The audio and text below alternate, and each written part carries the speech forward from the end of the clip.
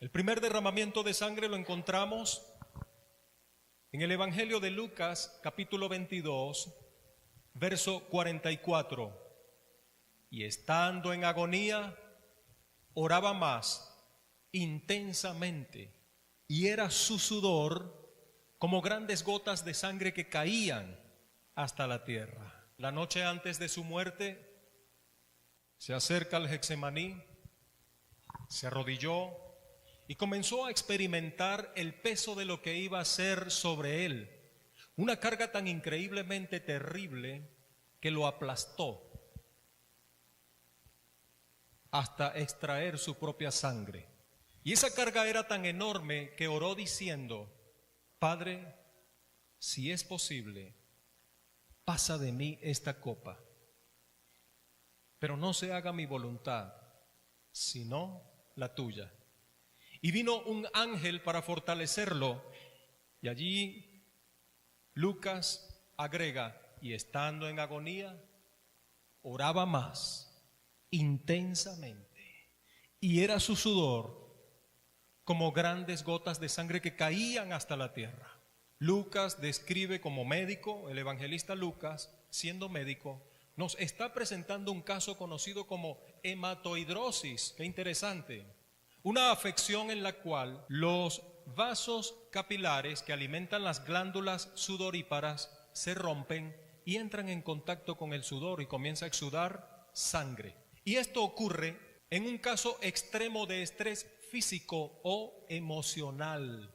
Así que Jesús está experimentando el peso del dolor. Nosotros fuimos ese Getsemaní.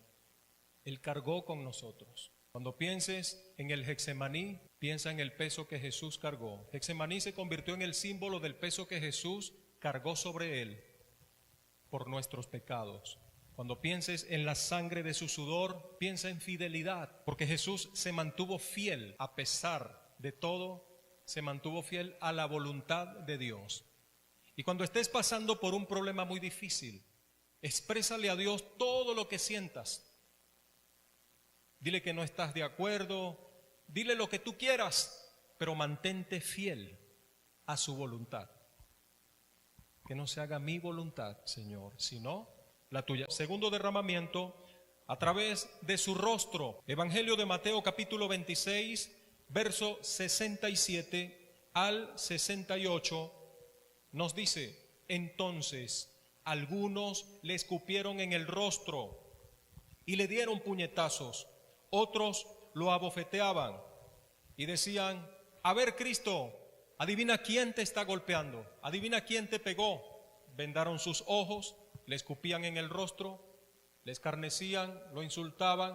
Isaías nos dice que su rostro fue escupido. Isaías capítulo 50, verso 6, que dice: di mi cuerpo a mis heridores y mis mejillas a los que me arrancaban la barba. Su rostro fue desfigurado, su barba fue arrancada. Más adelante, Isaías 52, 14, dice que su rostro fue desfigurado, que ya no había parecer en él, no tenía aspecto humano. Sabemos que el rostro representa la personalidad y hay rasgos que te distinguen de otras personas. La sangre de su rostro está relacionada con autenticidad inquebrantable, porque el rostro representa identidad, autenticidad, el imago Dei, la imagen de Dios. El enemigo quiso borrar la imagen de Cristo, lo golpeó, lo desfiguró, le arrancó su barba, pero Cristo se mantuvo allí, porque la identidad no es solamente la apariencia, también es lo que está dentro de ti, todo tu ser. Y cuando tú sabes quién eres, esa autenticidad inquebrantable, tú sabes cuál es el propósito que Dios tiene para mí. Saber quién eres te da una enorme fuerza para soportar la presión que hay a tu alrededor. No eres lo que otros dicen que eres, eres lo que Dios dice que eres. Tercer derramamiento, sangre de su espalda. Mateo capítulo 27, verso 26. Entonces le soltó a Barrabás y, habiendo azotado a Jesús, le entregó para ser crucificado. Lo presentan donde Pilato, quien después de un interrogatorio le ofreció un castigo considerado menor, pero sumamente cruel. Un castigo que consistía en desnudar el torso de la víctima con las manos atadas a un posta y comenzaban a flagelarlo con un látigo triple con puntas de metal y huesos de oveja. En el Evangelio de Juan, capítulo 19, verso 1, la Nueva Traducción Viviente nos dice: entonces Pilato mandó azotar a Jesús con un látigo que tenía puntas de plomo. Y ahí está siendo Jesús flagelado por usted y por mí, recibiendo el castigo de nuestra paz. El castigo de nuestra paz fue sobre él. Se había cumplido la profecía de Isaías, capítulo 53, verso 4 y 5. Y por su llaga fuimos nosotros curados. La sangre de su espalda nos recuerda que por cada azote, cada herida, llevó nuestros pecados, sufrió nuestros dolores, llevó nuestras enfermedades, y por cada gota de sangre nosotros fuimos curados, sobre todo curados del pecado, la enfermedad incurable que solamente la sangre de Cristo puede curar. Cuando pienses en la sangre que brotó de su espalda, piensa en sanidad, piensa en salud, piensa en redención. Sangre de su sudor, en una sola palabra, fidelidad, se mantuvo fiel a la voluntad de Dios. Sangre de su rostro, identidad.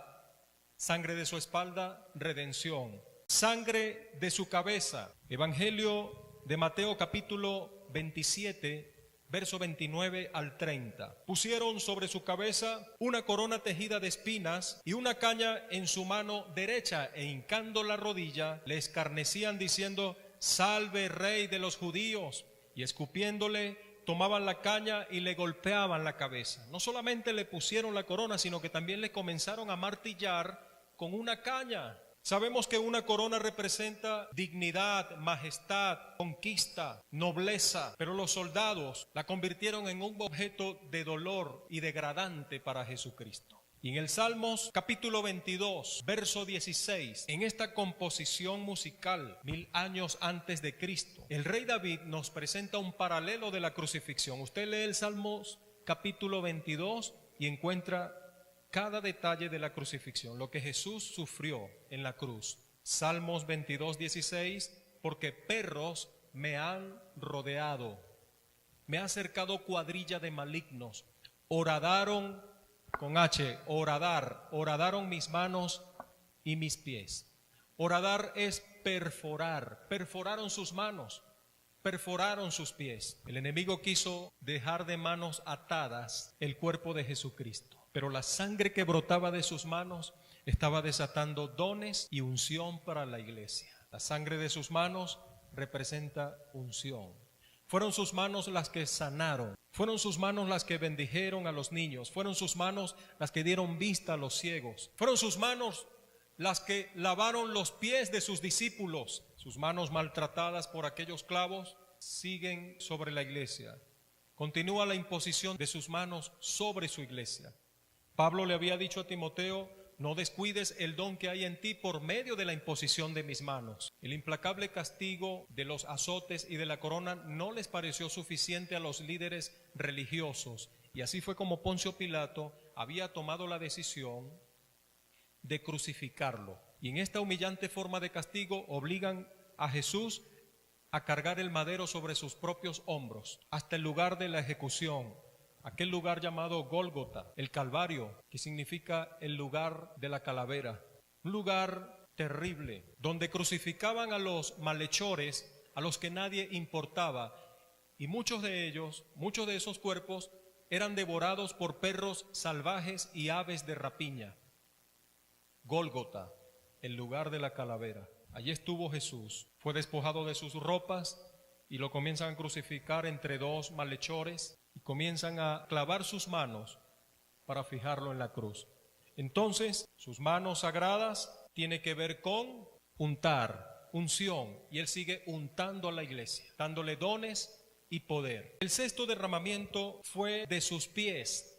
Lucas capítulo 24, verso 40, dice: y diciendo esto, les mostró las manos y los pies. No solamente le mostró las manos, también le mostró su costado y sus pies. Las marcas quedaron allí. El Cristo resucitado les muestra sus manos, sus marcas, su costado, sus pies, y los discípulos no solamente lo miraron, no solamente lo escucharon, sino que también tocaron. Testigos presenciales de cada hecho, y está debidamente registrado, tal cual como ellos lo vieron. La sangre de sus pies nos recuerda que Él puede enderezar nuestros pasos. ¿Tú lo crees? Él puede enderezar nuestros pasos. También nos recuerda que Él es quien nos conduce con propósito.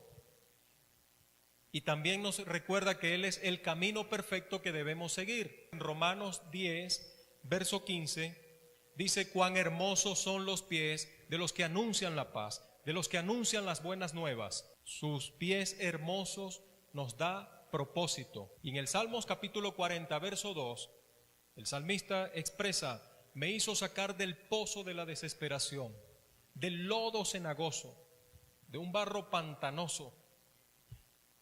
Puso mis pies sobre la peña, sobre la roca, y enderezó mis pasos. Cuando pienses en la sangre de sus pies, en una sola palabra: propósito, saber para qué estoy aquí en la tierra. Y el último derramamiento fue de su costado, sangre de su costado. Juan capítulo 19, verso 34, pero uno de los soldados abrió el costado con una lanza, y al instante que salió sangre, ¿qué más? Sangre y agua, hasta la última gota de su sangre, porque después venía agua. Símbolos de la justificación y símbolo de la santificación. En esta ocasión, sangre de su costado, brotó sangre y agua. Él entregó hasta la última gota de su sangre para el perdón y la redención. Y por esa sangre fuimos redimidos del poder del enemigo. Sangre para la justificación, agua para la santificación. En este camino hay que santificarse. ¿Hasta cuándo dura ese proceso? Hasta que Cristo venga. Entonces somos redimidos una sola vez, justificados una sola vez y para siempre, y santificados una y otra vez.